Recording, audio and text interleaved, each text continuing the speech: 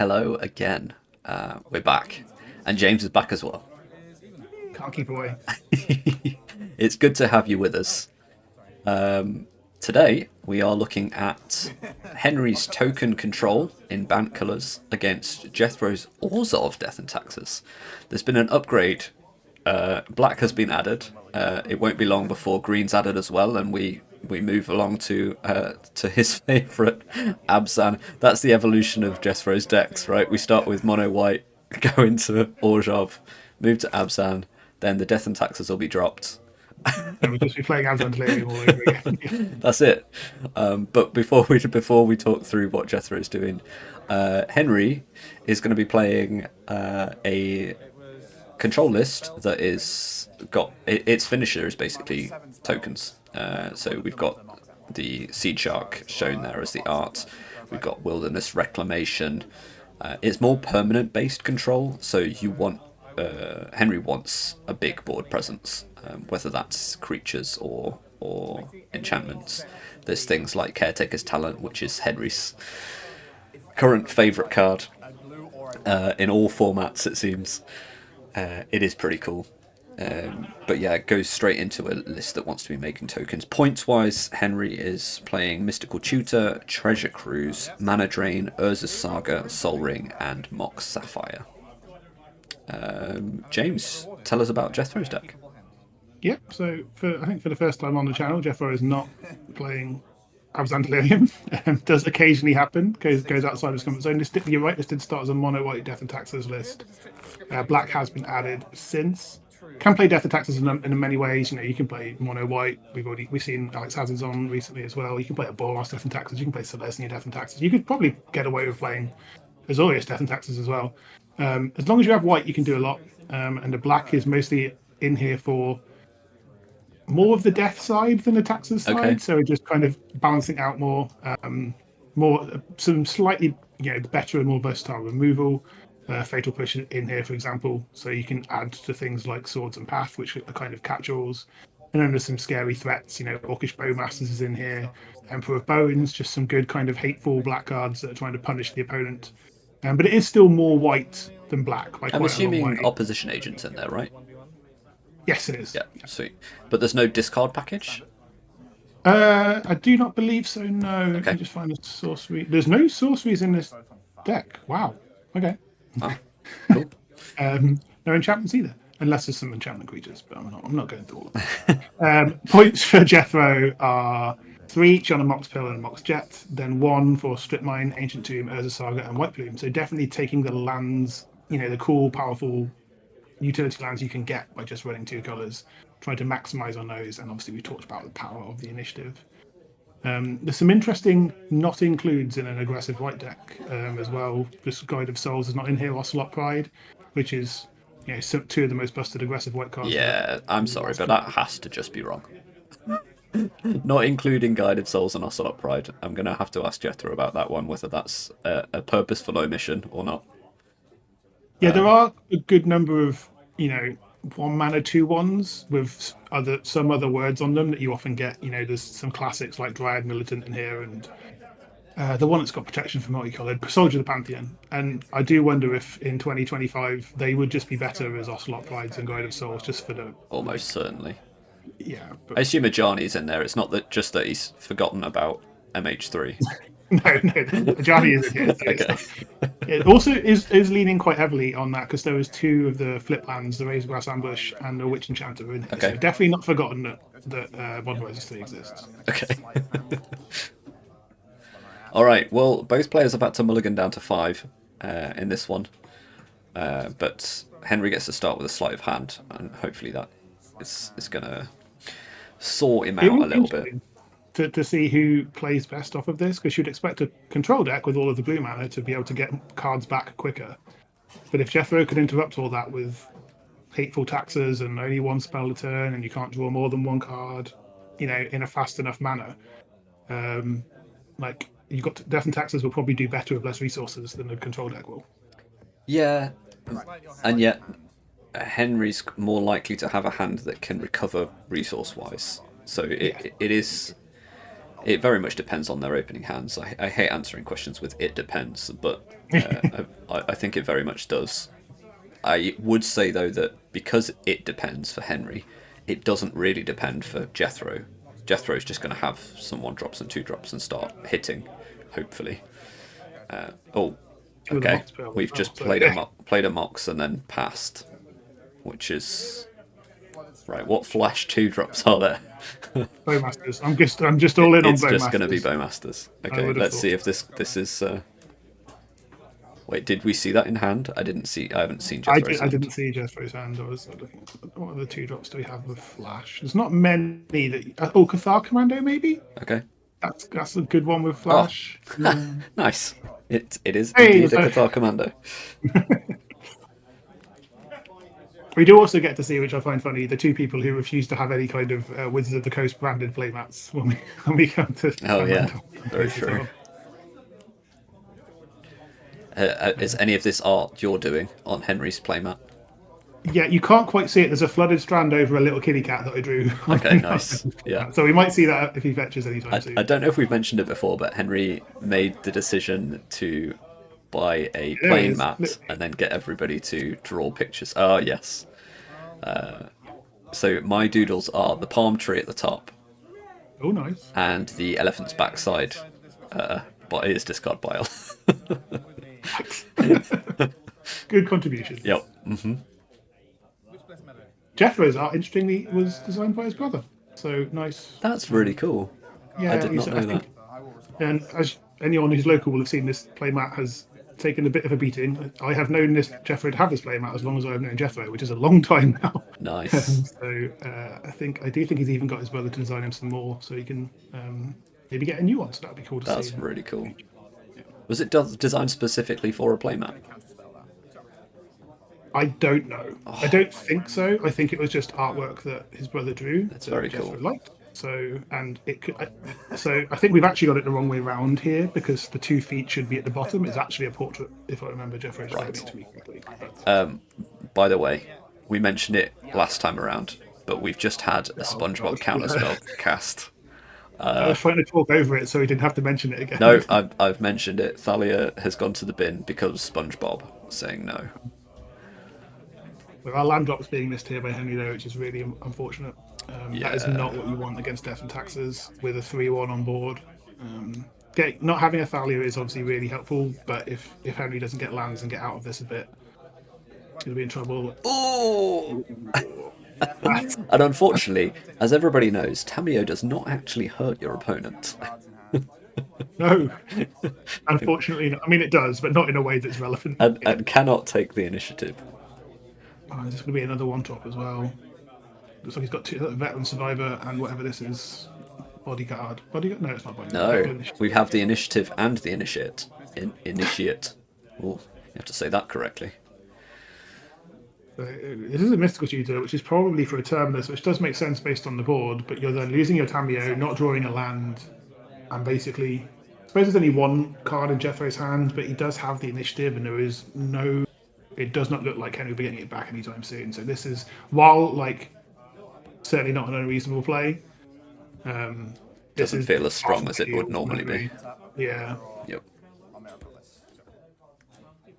It might even have been worth not playing Tamio, but obviously you don't know how much Jeffrey is going to commit to board over the next turn cycle. But in a Death and Taxes deck, you would imagine quite a lot. There's not many things this deck does that doesn't commit to the board. Yeah, wiping a board after opponent gets the initiative doesn't feel so great. But, I mean, Henry's stuck on 2 lands. What are you going to do? Yeah, exactly. It just kind of has been a bit backed into a corner here, but that looks like a Stoneforge, I think, as well. So if that's Stoneforge... It does. Looks like somebody holding 2 torches. So seeing it'll be Cloud holding some stuff, and he'll go and get some equipment instead. Oh dear.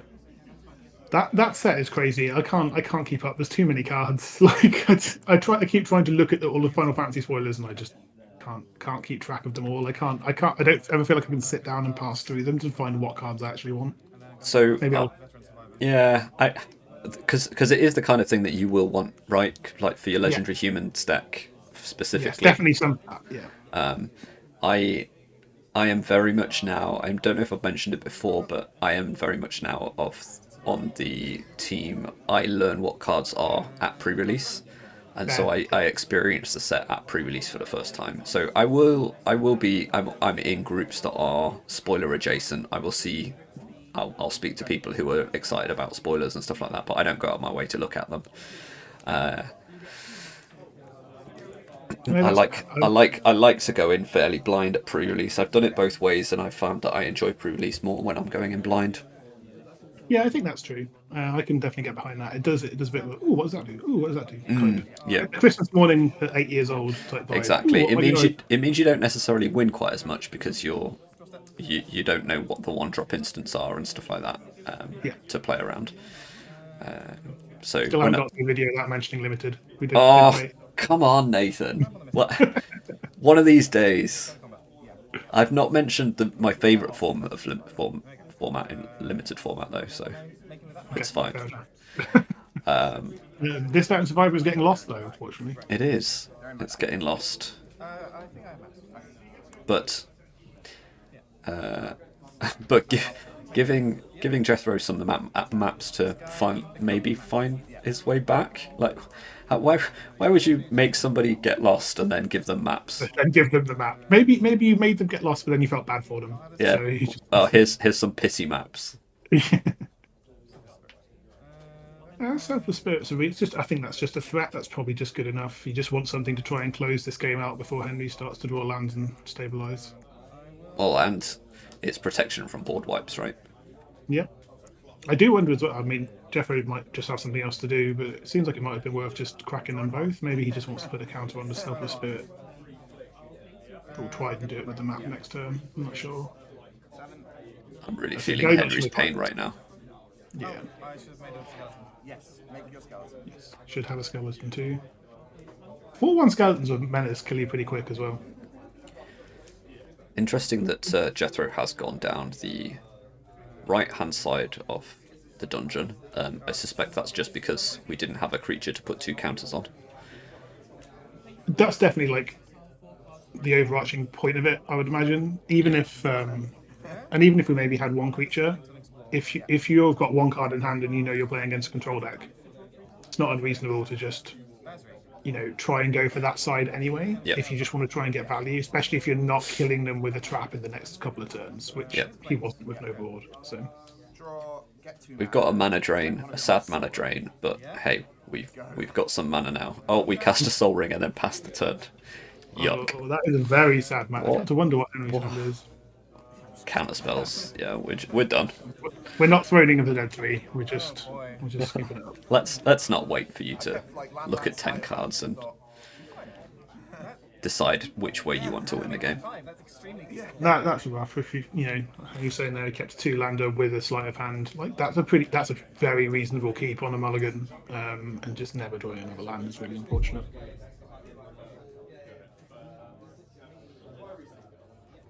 Game 3 then. Game 1 over quite quickly though. But Game 2, sorry, not Game 3. Game 2. Yeah.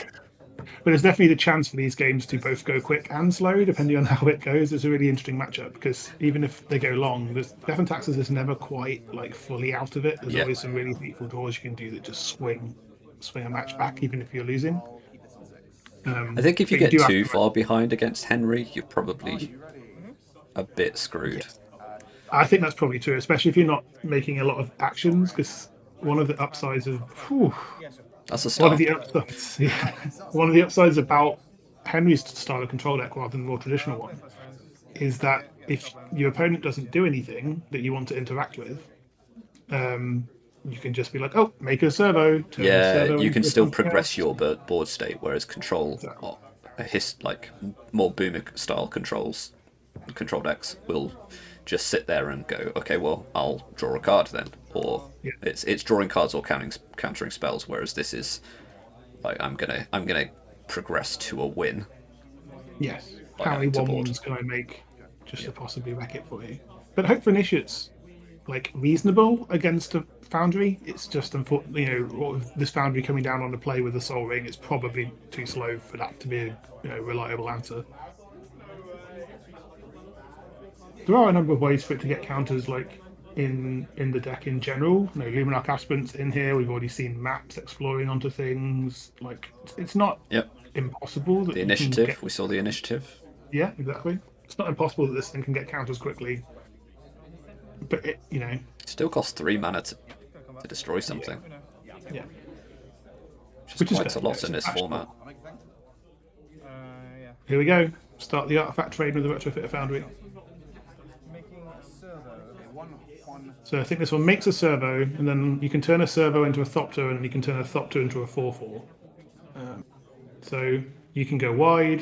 You can, you know, if you just want to like, there's a Bowmaster system. If you just want to cheat, you know, a couple of flyers in to try and get the initiative back or something like that, you can just go on a Thopter plan. Yep. Or you can just kind of make a big construct and hope that that's good enough. So it's very diverse. Like you can do a lot of things with a Retrofit Foundry. You can fetch off another Saga. So it's obviously very good in a token deck because of the way you can manipulate it, especially like I say, if we're holding up mana. It used to be. I don't know if it still is. It used to be very expensive. Used to be say very expensive, like 30-40 quid. I was going to be defending Henry there, and he just played that bloody count spell again. So, yeah. I do. I can't do anything with it. Oh dear. No, I don't. This costs So what? I missed that. We've had Orcish Bowmasters has been countered. Yeah, so Orcish Bowmasters, I think, happened after the servo resolved to try and pick off the servo before Henry could turn it into a Thopter or anything like that. But given that only the Soul Ring needed to be tapped for the Foundry, Henry was able to just fetch up another. Okay, so that's the reason. I think I'd have waited if I were Jethro there. Well, if you wait, you know you can't really, you don't get the value of paying it off the things. You can just sacrifice it to be a Thopter. I'll gain 4 life. So like you then don't get the amass token if you don't deal damage to something. Like you could maybe try and wait and hope Henry's going to fetch from Meticulous Archive and end step, I guess, but that's kind of relying on what you think his game actions will be. So it's You still tough get the spot to amass be. token when you don't do damage to anything, right? Do you? don't Yeah, I think did. I think you amass and then deal 1 damage. What do the words say? I'm When it enters, deals 1 damage to any target, but if there's not a legal target, I don't think the rest of the spell resolves. I might be wrong. Oh right, okay. Why don't I Let's look this up use because I'm a interested. famously branded search engine that I will not obviously say which one it is. Meanwhile, Beza has entered the fray. Drawn If a each card, gained target some life. chosen is an illegal target as a spell or ability tries to resolve it won't resolve, you won't amass orcs. Okay. Then I'll cast Drive Milton. Yeah. That makes sense. I've just not read Orcish Bowmasters for a while. No, it doesn't come up super often. There's not many. You know, it doesn't come up that often. And we've now seen Dry Militant as the, you know, if this were a Guide of Souls, would it be loads better here? Probably. But it's very possible that Henry's Instance and Sports Sorcery is going to the bin. It's going to be relevant to going to exile. Is relevant to. Yes. Dry Militant does have upside, obviously, especially in a world full, like we say, of. I imagine Henry's on Murktide and Oculus being a blue-based control deck. I don't know if I've ever seen this card before. Dryad Medicine. It says this there is that old it's been school. printed in Foundations. Certainly wasn't in Yeah. the draft set. It would have been in the extra bits. I think it was RTR, Return to Ravnica, that Dry Militant first showed up, Okay. which is too long ago now. Yeah, before I started playing. I'm much newer to Magic than you are. Yes. 10th anniversary this summer. Should be fun. Yeah, Return to Ravnica was the first time it was printed. Good knowledge. Good knowledge. Right. I remember when I started this format and someone had a mono white aggro deck, and when Power Creep hadn't crept as much as it did, and this card was a right pain. Right. Right, we are paying 3 life with that MH3 land that you referred to at the beginning. Yeah, this base is doing a lot of work here. Just got some value, gained some life. You know, is a scary attacking threat. So, but And it's Jethro also can going to be able attack to block soon. Yes.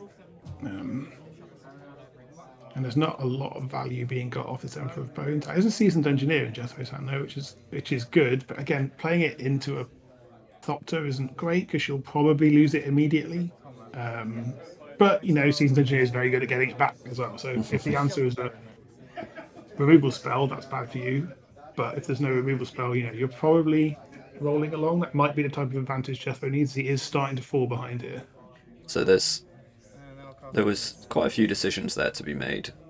We are just getting the initiative, but the option of Bowmasters was kind of off the table because of what we were discussing before of turning your treasure, your Thopter into something else, I assume. Yeah, but this is rough as well. This kind of punishes Jethro's decision to go for that. It might even. I know there's not a huge amount of artifact synergy in Jethro's deck. It may have been worth it, and he may have been considering just going for the make constructs line, Right. which Yeah. does at least hold back this Baser pretty well, and lets you. But again, you don't want to be holding off the token control deck. You want to be pressuring it. So I can see why that might not have been the preferred line.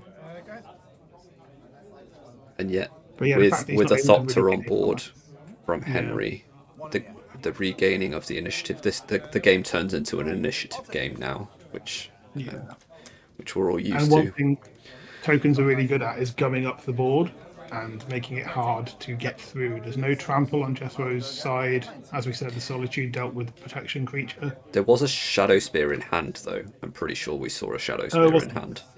Okay. That would be big. So that may well have been part of the decision point from Jethro to play the initiative out. But Solitude is still an issue with that, even with that consideration. Yeah, and now we've seen Baser not attack as well, which makes total sense from Henry's point of view. If he can get the initiative and protect it, he will just win the game. Yep. Because he's already got all the control, card advantage, interaction and stuff. He's got more cards than Jethro does, and the initiative will just kind of solidify all of the advantages he gets from that. Yep. So if I was Henry, it makes total sense to just sit here and I will win somehow with flying 1/1s or something like that. Mm-hmm. The only problem is if that is his win con and it ends up taking a while, does he give himself enough time to win a game 3? Yeah. So it is the tough balance there. Well, we talked about tokens. This is one of my favourite token cards, Staff of the Storyteller, and it's got a Final Fantasy reprint coming very soon. That's actually one of the few ones I played. I played Final Fantasy X. Oh, there you go. The only one I played was 7. And I feel like that's if you've only played one of them, that's often the only one you've played. And that was so long ago that I can't really remember it. So. Oh, I definitely didn't finish 10. They're big games, aren't they? They are big games. Yeah. I know a lot of them just from cultural context. I know half the story of 7 anyway because it's just in so many memes and things like that. It's a cool idea. I do actually quite like the Universes Beyond as an idea once you've kind of embraced that magic doesn't have to be magic. It does. There is some kind of diminishing returns. Because of my personal interest, I'm excited for Spider-Man. Yep. Not bothered at all about Avatar and have middling interest in Final Fantasy, but was very interested in Fallout and Lord of the Rings and stuff like that as well. So they've done well in choosing the ones that they've chosen. They're all kind of fantasy adjacent or things that the idea is that you're pulling people in from other geeky stuff to this geeky game that we all love. Yeah, they're not doing I don't know what can I think of NFL or boxing. Now I'm interested. Although to be fair, me and you would both love it if they had a football, yes. Magic the Gathering, Premier League. Just have Wayne Rooney attacking. Oh, incredible! This one's a legend. Oh, sorry, that entertained me more than I thought it would. I'm going to take that thought way further than it should be, and start thinking what artifacts you would put in a football game. Meanwhile, the football itself is probably not anyway. A ball. back to the game. We do have a construct this time, and we have a good use of Fatal Push off of the Revolt from the Urza Saga. So that's a really cool Looks line. like Henry's got plans though. Drawing a card from his staff. Oh, that's not a good plan. I mean, it is a good plan if you then draw a counterspell. It doesn't look like he did though, because I feel like It's a that would have been brazen snapped off. borrower in hand is the only one I can see. Oh no, that's a force, Force negation. Ooh, if you've got another blue spell. That's good. which we do. We've got brazen borrower. Yes, good point. Don't know which one we drew. I do think you need to force this though. You Yeah, wanna keep these it up certainly for- feels like it's a painful one to force it with a brazen borrower, but Yeah, Henry does, and I can definitely see that being the right play there. Like you're protecting probably your best individual threat. You can get some value yourself out of Beza, but also like there's a lot of creatures in Jethro's deck. Probably not got loads of targets for Force of Negation, so like pretty reasonable Yeah, to snap it off when true. it has got that type of impact. What's he got? He's got 8 artifacts and 6 sorceries. So yeah, that's not a lot.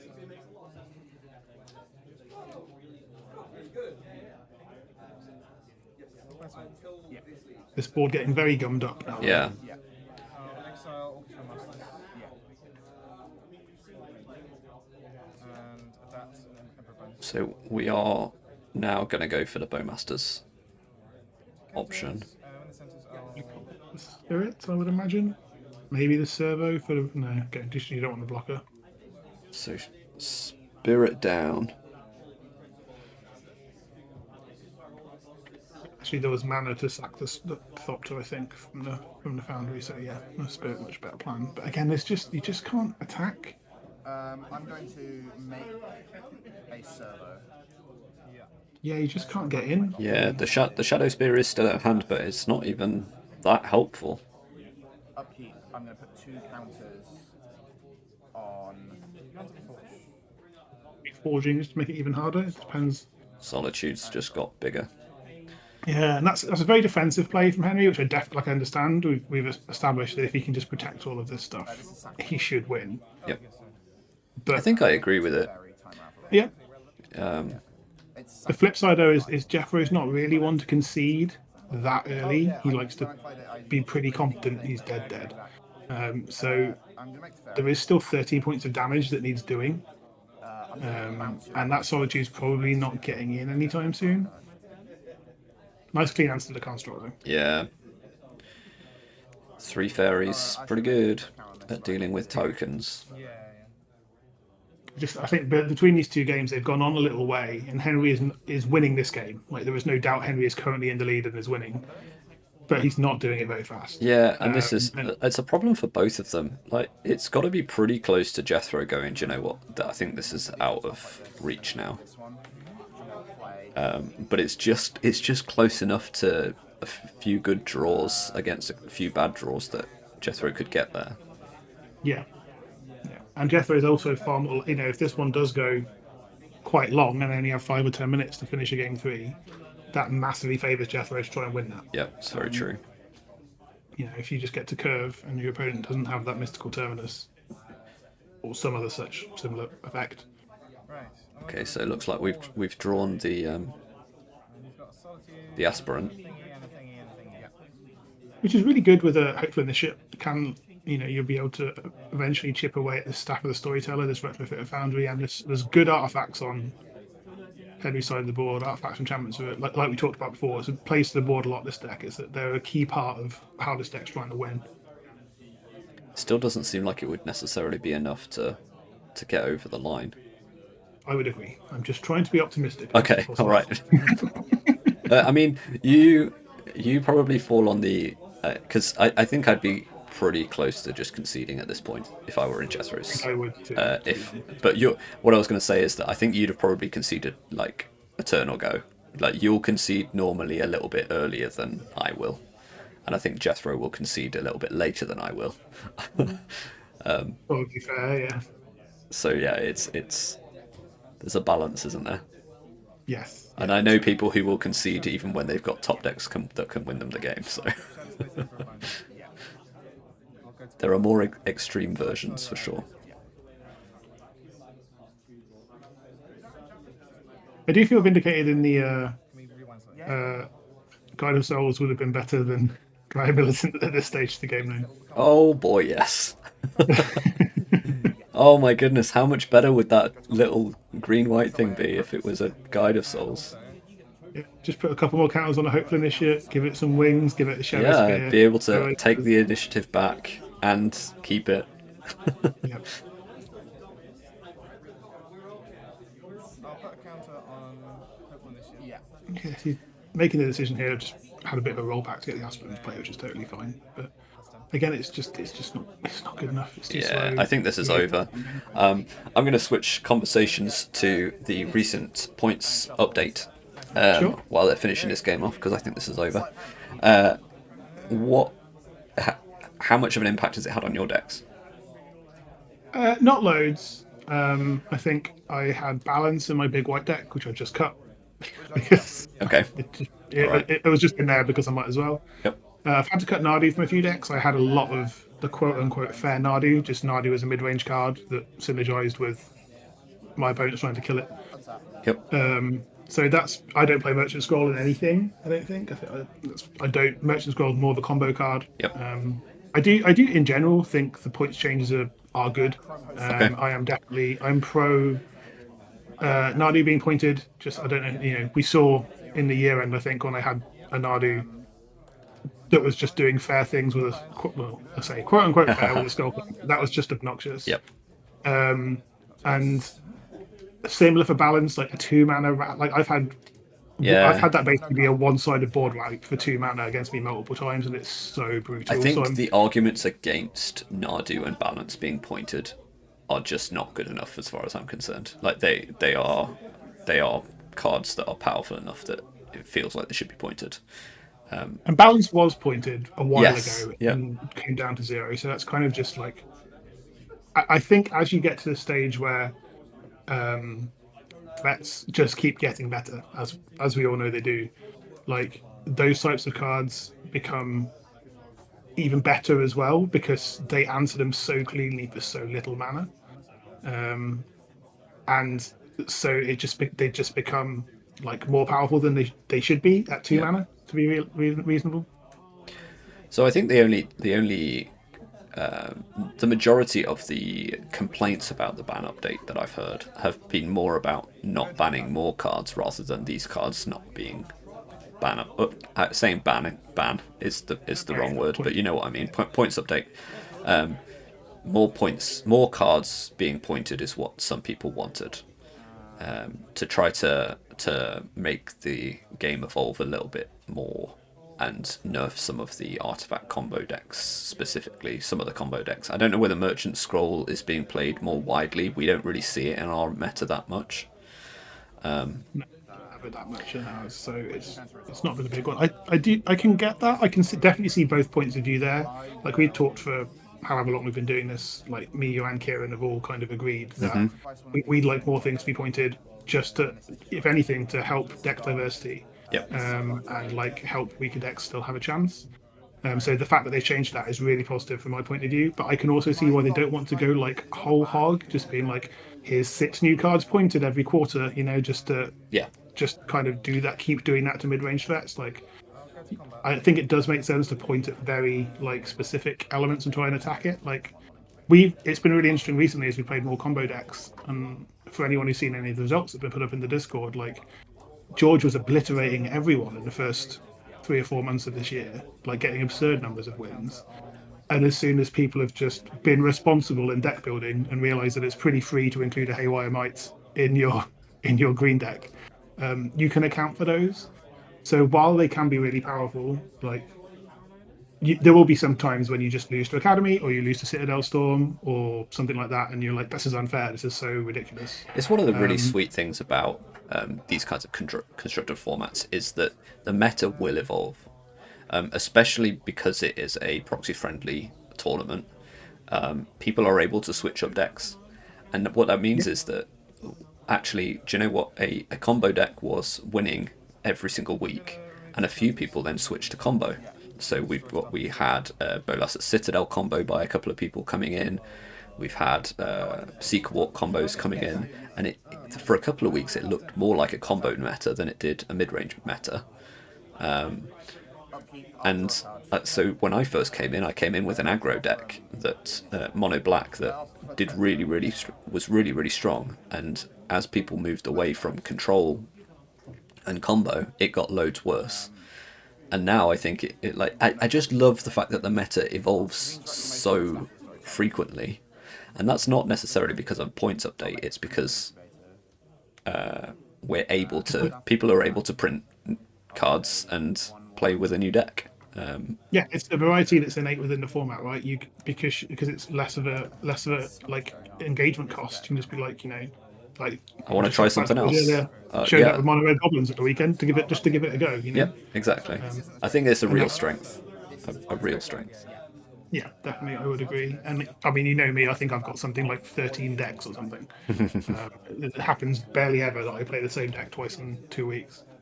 And that's one of the big upsides for me. And it is nice that you can change it around, even if things are, maybe things haven't been going very well because you've been controlled out all the time. Well, maybe you just have to bite the bullet and build burn. And just every time you get paired against those control decks, be like, well, you're dead on turn Yeah. 3. Yeah. So, Yeah, I mean it's one of the issues that more expensive formats like Ranger Captain of Eos. Sorry, I'm coming back to the game now. we're back to the game now, are you? It's not. Is it not over? I thought you said it was over. It still looks like it's over. Let's be honest. Yeah, But Ranger Captain of Eos. I mean, it can't find Guide of Souls. We know that. Or Ocelot Pride. But it does find Giant Killer. Interesting. I'll chop down. Doesn't matter, does it? It doesn't lose focus. So I'll make it 2. I'll chop down. It doesn't matter, does it? It doesn't matter. No, Yeah. it doesn't matter. Right, it's fine. If that card actually mattered, then it would be interesting the decision not to sacrifice the Ranger Captain to make sure that it resolved. Yeah. Because That's the Ranger Captain's not really doing anything now for Jethro. If Giant Killer needed to resolve, I wonder whether that would have been a better choice. I'm not sure necessarily. Like I say, I'm not necessarily saying that it would have been a winning line. I'm going to come back. Yeah. No, but I think like we discussed, there's not been many winning lines for Jethro for a while now, just because. Just look how many game objects are on this these two player passes. We're still going though. We're still going. We're still going. We've been chatting for what, 10 minutes? I'll block it with. I do. Part of me does wonder if Jethro is not conceding to minimise the game 3 time. I don't think that's likely because he's not. I know Jethro pretty well. He's not that type of gamesmanship type player. I mean, it is But, a like, thing when you're playing against control. Like, it's a thing you can do. Yeah. But I guess continuing to play means, hey, I'm either getting a win or a draw here. yeah. So I don't know.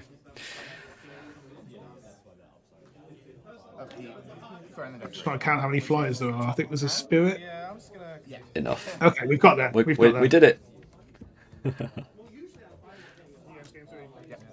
So I'm not sure how long this has been going on, but it feels like quite long. There's probably I think. less than 10 minutes, I'd say, left on the round. Yeah, I just heard there's 6 or 7 minutes left on the round clock. But we do get a game 3.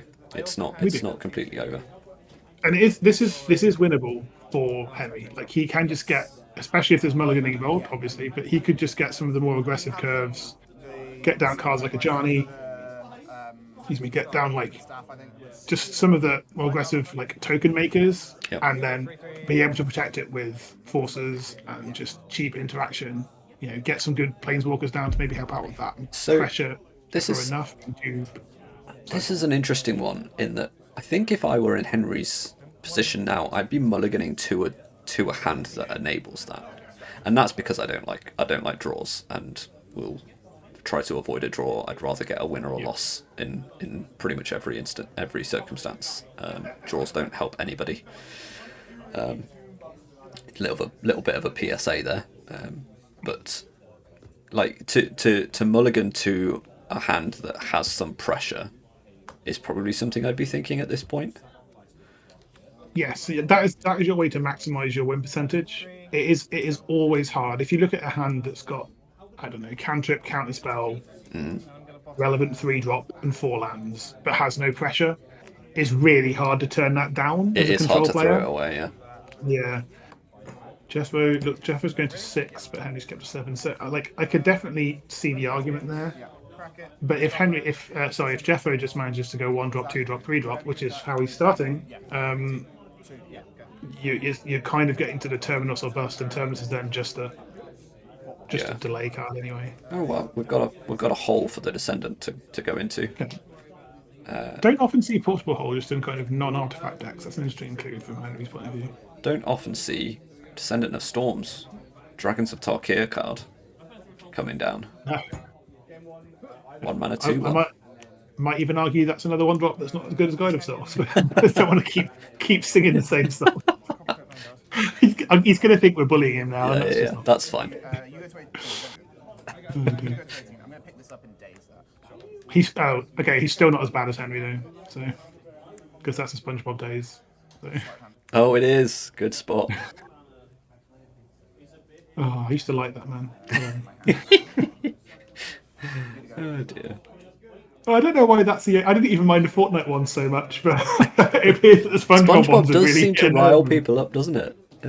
It does. It does. I think it's one of the days on a counterspell is that one where he's doing that weird like I don't know how to describe it. That like chicken like action. And also It's the got, fact that the counter spell is all written in uppercase, lowercase letters as well. Like what's that I about? feel like that is wizards trolling. They are Like, literally trying to annoy us. yeah. Oh, dear. I'm going to get a blue-green. So this So is a the one drop Bowmasters and the on the 2-drop stack, is it? It does look like that. Does it resolve? Wait, because there's no orc army. I assume we'd have an orc army if it had resolved. Tight days. Oh no, it's not. That's not how Days that works. days doesn't Henry. that doesn't work. No. Oh, yeah, you're right. Gains 1 on the blue flashback. You're right. Yeah, you still have to cast it. Flash this in. Okay. Yeah, that is. Oh no, that is we flashed that now in the- for the now Cactus is Bowmasters gonna to get- kill it. Yeah. Ugh.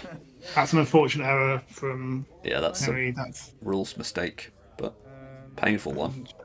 Jethro definitely going to try to capitalise on that now. Cracks here.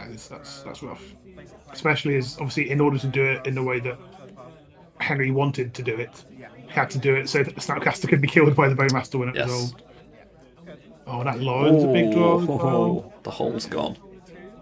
Downside of hole. Upside, you can Enlighten Tutor for it. Henry is running Enlighten Tutor, so that's probably why it's there. Just have a removal spell that's Enlighten Tutorable for. Yeah. But there is, as we talked about when we talked about Artifact Combo earlier, there's a lot more interaction for non-creatures in our meta, at least, than there was 6 months ago. Yep. So it is a much riskier play than it used to be. Yeah, we've seen Witch Enchanter mainly played as a land so far, but Lauren as well. But this is 6 damage now. This Yeah, is I a mean, really- we talked about somebody needing to be fast, and Jethro is doing that. Henry was able to deal with 1-drop and 2-drop, but the 1-drop came back. That's 2, 5, 6, 7. Oh yeah, putting the extra point on from the Exert or Outlast. I can't remember which mechanic it is. The one from Target. So it's put a Endure. counter on it, or Yeah, make a some- 1/1 for it is Endure. Yeah. Yeah, that's Endure. Hey, look, it's your favourite 1-drop. I'm going to crack this. Triad Militant, and that is time on a round's just been called. So I'm going to get we are now going into turns. something. So there is definitely enough time for Jethro to win this now. Yeah. Because he's got enough pressure. I'd be surprised. I think this is Henry trying to hold on for a draw. Yeah, it'd have to be now. He's just got no pressure. Jethro's still on a healthy life total. So we just have to see if Jethro can get there or not. Can we do some tutoring now? Not an island. And that's almost certainly a terminus. Oh, hold up. There's a Lauren. But that doesn't really matter right now, because if Jethro... I suppose Jethro could make him draw in response to Mystical if he thinks he's getting terminus. But there's still terminus next turn. He could line him in the upkeep. Which would still No, terminus. because Do you want to cut? Terminus is on top. But Henry's got a oh way. wait, no, don't cast a spell. Don't cast a spell. Okay, I'm going to respond to that. No. So this goes to exile. Jethro's seen the line. This goes to exile. Hold on. Sorry. Yeah. So this is in exile. You He responded to Milton. We're just sorting out the stack, but yeah, Jethro has seen the line here. So if Henry hadn't tapped out, he would have a white open for Terminus. So even if Jethro were to make him draw with Warren Exactly. here, he'd still Exactly. be able to cast Terminus. The fact that he has tapped out means that Jethro can make him draw the Terminus. The Miracle Trigger will go on the stack, but Henry will not be able to cast it because he doesn't have the white mana. Oh, he's done it. Oh, that's brutal. What a. Oh. Yeah, that's a really heads up play from Jethro, and just an unfortunate miss. Yeah, it's a really nice play that Henry just didn't see. Yeah, there's been a couple of really important mistakes in this game. The days obviously being one of them, but that one being even much bigger. Yeah, I mean, you're more likely to make these kinds of mistakes when you're trying to rush in the last game. I would say, but yeah, they've been pretty painful. The Snapcaster wasn't as painful as that one, which is that was almost certainly a draw if that Terminus resolved, and if Henry just had not cast that Royal Procession, there's no way Jethro could have made it not resolve. And even his Digging Francis is just getting him close to dead as this Bowmaster just ticks up a bit more and a bit more. Yep. Cryptic Cloak is enough. Well, we can block. It's dead on board. I think, 1, 2, 3, 4, 5, 6, 7 is the maximum to go through. Yes. Sure. Yeah, literally is. If Henry, doesn't have some kind of, if Henry doesn't have solitude maybe. Yeah, that's probably the only thing. Go to my turn. Then Jeffrey just has him dead on board here. Blocks a token, takes at least 7, maybe another one with the Injure or whatever. Oh, Solitude's in Jethro's hand. That's rude. I mean, this is basically the same. Still, this was kind of maybe a bit extra from Jethro, not really necessary. Well, it's still dead on board because you'll gain 3 and lose 3 more from the army token. Well, I think this. If Henry did have a Solitude, no, it still wouldn't have helped. Yeah, I think this was just game over anyway. Yeah. Jethro just making it through in turns. All right, we got to the end. Really cool play there to get the win from Jethro, making Henry draw that Terminus when he didn't want to. But yeah, this was a longer one, but it was still a good one. Thank you for joining us, and we'll catch you next time. Bye.